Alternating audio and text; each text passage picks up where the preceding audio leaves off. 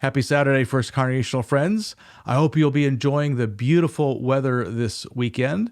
And our church actually has both indoor and outdoor activities happening on Sunday. But before we get to Sunday, our Bible trivia question is related to the Sunday morning scripture from Matthew 6, and that is this.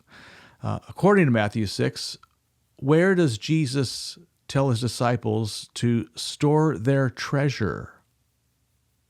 Answer at the end.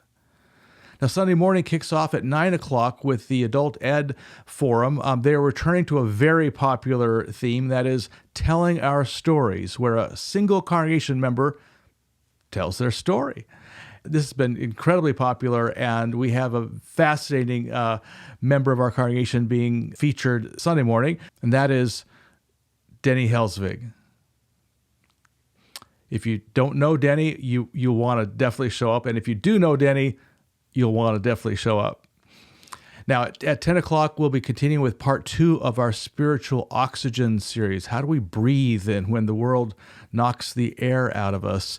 Last week, you heard a harrowing story of me nearly dying in a plane crash. This coming week, another personal story, a little less harrowing, at least for the listener. It was harrowing for me. But spiritual oxygen is about breathing in and breathing out. This Sunday, we'll be breathing out. Now, after worship, anybody who's participating in the Sierra Service Project in August, there is a required meeting at 11:30, which will then be short and sweet, but very important. And then you'll be invited to join the Ohana Youth Group for lunch. And then at 2 o'clock, for all of us, you are warmly invited to an all-church swim at Amazon Pool during their open swim period. This will be a great time to don your sunscreen and your favorite suit and a towel and come down and join us for some fun and fellowship at the pool.